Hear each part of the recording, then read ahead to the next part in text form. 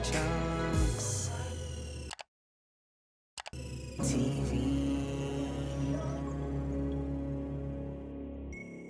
I was very chubby as a young kid. I was using age 15 clothes whilst I was in primary school. And also I was very hairy, still am till today. So I used to dread PE. And I remember they just be like, ew. Like, you know, kids, they have no filter. They were like, just ew when they saw my armpit. So like it took a lot of convincing to kind of, you know, be allowed to start to do hair removal. And my armpits got darker as a result of shaving over the years and also hair removal cream.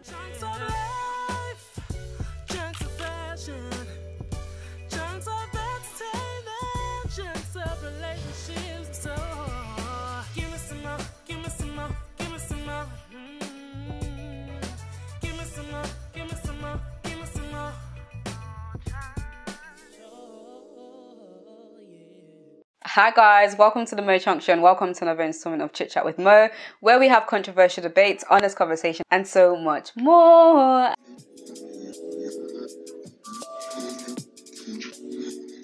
And like I said, guys, in What's Trending, today's episode is sponsored by an amazing skincare brand called Essie Care, a vegan skincare brand with melanin in mind. They create a lot of amazing products tailored to helping you fight those problem areas, including dark spots, stretch marks, eczema, and hyperpigmentation, something that affects a lot of black men and women. And they sent me their ultimate body care set, and that includes, let me just show you these products again. The ultimate body care set that includes the activating body scrub. I absolutely love this. My first impression of this is that, you know, it's a product that, although it's a scrub, it glides so nicely on your skin. It has a really lovely texture, and you can tell it's doing the work because of, you know, the grains in there that are quite like exfoliating. It also smells really divine. So I've been using that since I've gotten it over the weekend and I love it so far. It's best used in combination with the Magic's cream, which is meant to do the work. So this does the work after this has gone to work. You've done the scrubbing. This gets to work helping to fade those dark marks, areas, problem areas, helping with eczema, stretch marks, things like that. This one also really smooth in terms of texture. This has more of a medicated smell, and you can tell because, again, I said this is doing the work.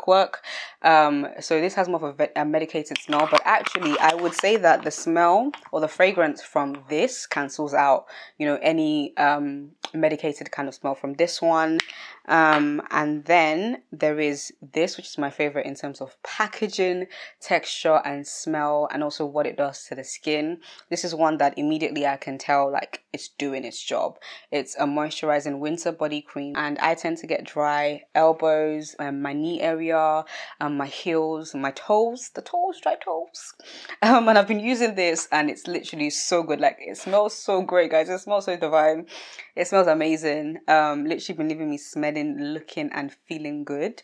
So guys, definitely check out Essie Care. When it comes to these two, the activating body scrub and the Magic's cream, this one I'm going to have to check for the next 2 to 3 months. That's what they prescribe as a time to see like a real difference. So I'll be using these two on my armpit and bikini area because that's where I experience things like hyperpigmentation.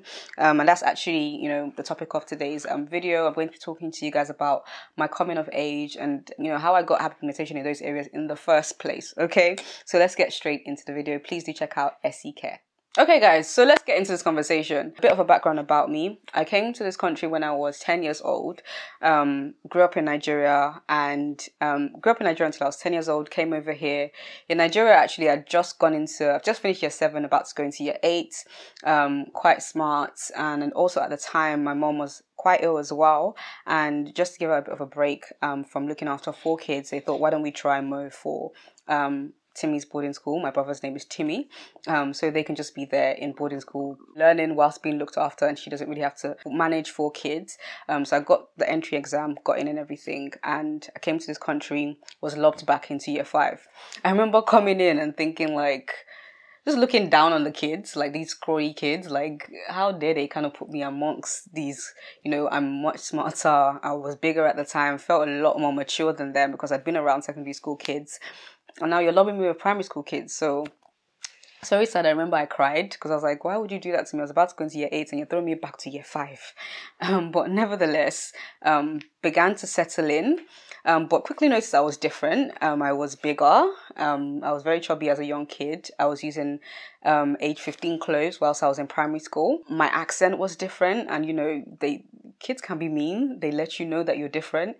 They sometimes used to make me repeat my words, even though I think the Nigerian accent is one of the clearest accents in the world.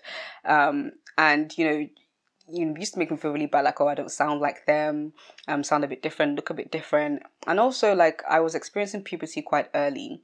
And I do wonder, is there a link to, like, psychological maturity and, like, puberty being triggered early? Because I would say that some of my experiences made me mature mentally quite early on. So like I said, things like going to secondary school early when I was in Nigeria, but also when I was here, when I moved over here, my mom and dad worked a lot. So myself and my brother had to kind of assume a lot of responsibility. So, I've spoken in a few videos about what I would call assuming the position of daughter mom, being a daughter whilst being a mom as well and looking after the house and my siblings. I would say those kind of things made me mature mentally. And I would say I have this theory that did that trigger my early puberty. So one of the most prominent signs of puberty that I got, I got my period early. My boobs began to develop quite early. I don't know whether that was a mixture of also being quite chubby, but I had boobies. And also I was very hairy, still am till today. That one is definitely down to my genetics. I'm not wearing natural hair right now, obviously. But those of you that kind of see my natural hair, you can go back to my other videos if you want like reference points. You'll see that my natural hair is quite thick, grows quite fast, is like very tight curled.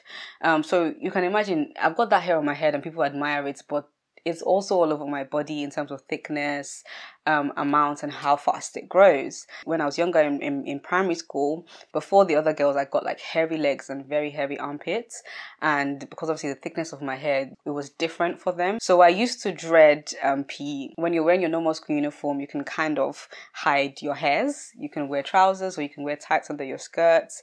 And of course, if you're wearing a shirt, you can't really see your armpit. Where they would see my nakedness was, PE time, you're in the changing rooms, you're taking off your clothes. Of course, you're not meant to be watching each other, but you see, like, you just glance and you see, like, you see boobies, you see armpits, you see hair, you see, the bikini line poking out. And I remember they just be like, ew. Like, kids, they have no filter. They were like, just ew, when they saw my armpit. I think the legs were hairy, but the armpit was it was really dense. Really dense hair up there. And I used to feel so bad. Like, it made me so sad so I'll be trying to, when I'm taking my shirt off, do it slowly so that nobody can kind of see what I was working with. Of course, things like boobs, girls, you kind of show those off a bit, but the hair, you try to hide it a little bit more. And, growing up in an African household, there's certain things that, or maybe I shouldn't generalize African, in my household as a Nigerian, and maybe again this isn't all Nigerians, but there's certain things that are seen as like, I don't know how to describe it, like rites of passage that could potentially make you promiscuous. So that's why sometimes they don't really talk about sex, because they think, okay, you're going to start having it. They don't talk about contraception because they think it's going to give you a license to start having sex outside of marriage without, worries about getting pregnant. And similarly with like, hair removal, it's kind of like, okay, what do you want to start doing with a smooth body? So I think there's that connotation of what's going to happen once I give you the key to this part of womanhood, if we're describing it or ascribing it to womanhood, hair care, body care. So like it took a lot of convincing to kind of, be allowed to start to do hair removal. And when I did start to do hair removal, I opted for shaving. This is the easiest one. The shaving sticks everywhere. It's cheap, hair removal cream, that kind of thing. And I used to see my dad doing his beard. So I thought, that was the next logical thing for me to do. Boy, was I wrong. I now know that, with the kind of hair I have, thick, grows fast. Shaving is probably the worst thing you can do because you actually exacerbate the process, and you also make it worse in terms of its condition. So when you shave and you've got already thick hair and hair that grows fast, you make it grow even thicker, sharper, and it goes faster. So it's like you have to keep shaving. So it's kind of like an unending cycle. You keep shaving, you keep having to shave, and you're making the condition of the hairs worse as well. and also the damage that it's doing to your skin. So on my legs, I have something that people describe as like chicken legs. So just imagine chicken and the spots on the chicken.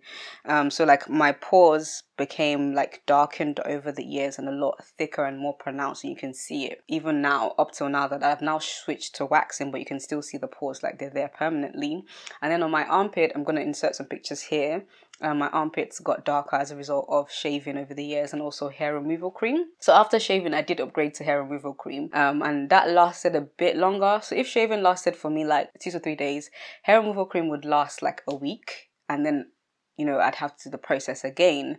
But also, of course, like I said, still not the best practice in terms of hair removal, especially for my kind of like body hair. There are some people, God's favorites. I don't know. How does it feel to be God's favorites? They can shave once and that's it for like 4 to 6 weeks. That's my sister Sophie. Although she's got the same hair as me on her head, her body hair behaves itself. Other groups of God's favorites include the likes that get their period for like 2 to 3 days and that's it.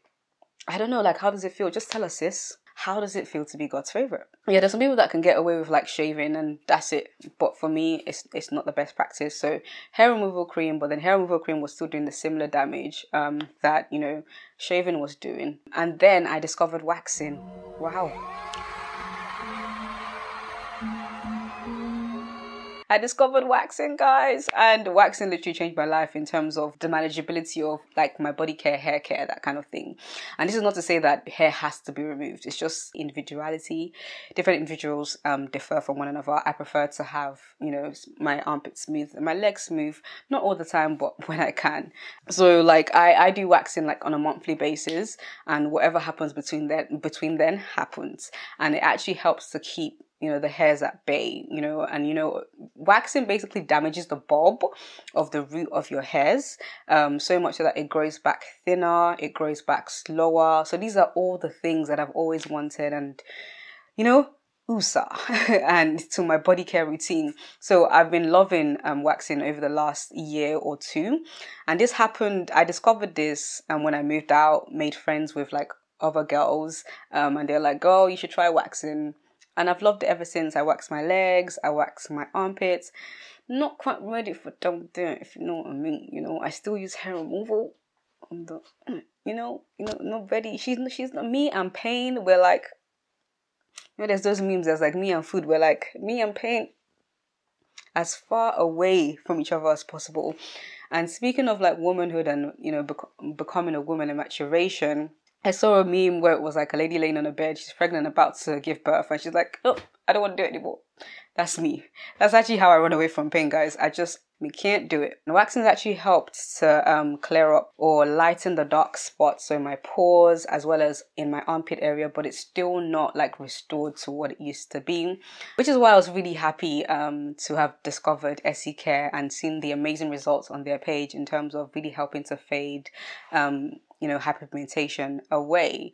I would definitely say that I had like hyperpigmentation on my neck as well, but since I've lost weight, guys, it's gone. Like, I think that one was more hormonal induced, or maybe as a result of my weight. I don't know what was happening in my body, but I've definitely like looked into or have been tempted by these skin lightening brands. If you are very familiar with the Nollywood industry, you know that a lot of the actresses have now gone into skin bleaching, or they call it lightening now, skin lightening business, in terms of mixing mixtures for women to lighten and go several shades lighter. It's actually so scary, guys. Like, when I go on those pages, I'm like, there are some skin issues that black women face, and it's like, it's great and fantastic, but what you're actually selling or what you're promoting is the women that are like, that want to really change their skin color. So I was tempted to get one of those, but then I was like, if I do this, will there be a time where I'm like, let me just use it all over my body and see what happens? Which is why I'm glad that Essie is not that. It's more of helping to tackle those problem areas, helping to fade those dark spots away, manage issues like stretch marks and eczema. It's more targeted, which is what I think they're missing. They have something good in terms of, you do see some women on their page fading away, like acne spots and stuff like that, but then you just see the complete transformers is what I like to call them, and which is really sad, like, that we've got into that. Melanin matters. Melanin is beautiful. there's nothing wrong with solving some of the issues that we have whilst preserving our melanin, which is why I'm glad that Essie kind of does that. And also where it was birthed from, you know, we Black women in our bodies, we go through a lot in terms of when things stretch and change and, you know, move around. His wife was pregnant. She got stretch marks and didn't really like them. With his knowledge of compounds, chemical compounds, he came up with, you know, some mixtures. And that birthed Essie Care, and it was named after his wife as well, which is really, really sweet. You know, I did want to mention as well, I think it's quite interesting how some of the issues we have, you know, on our skin, both men and women, happens because of a lack of education, you know, from a young age. And it's quite ironic because the life of a Black woman can be quite unique, where maturation is forced in some areas. We're forced into being adults. Like I said, with me becoming a daughter mom, for example, when, you know, those pervy uncles, they adultify us, they mature us in their heads. We're not really allowed to be innocent in some areas, but then in other areas such as, you know, learning about contraception, sex, hair removal, we're not really educated because of some of the connotations of, oh, you become too mature, you become too fast. Yeah, I've kind of found wrapping my head around that journey quite interesting, because had I been educated early on that actually waxing would be better for you, maybe I wouldn't have had the hyperpigmentation that I experienced. I wouldn't have the chicken leg that almost seems permanent now, and I've just kind of had to live with it. And also another thing that we've kind of faced as, you know, Black men and women, you know, those with melanin, is that there's been just a lot of products just thrown at us with not enough education. And I'm really glad that Essie kind of solves that. I love brands that educate, because this like shows you like how to use a product, what it's for, why it's beneficial. For example, the Winter Body Cream, it says that, you know, it's infused with vitamin D for immune system protection and tea tree for skin protection. It also has its nutritional facts. When have you ever seen nutritional facts on a skincare product? Like, it tells you why it's good. It doesn't just say use it.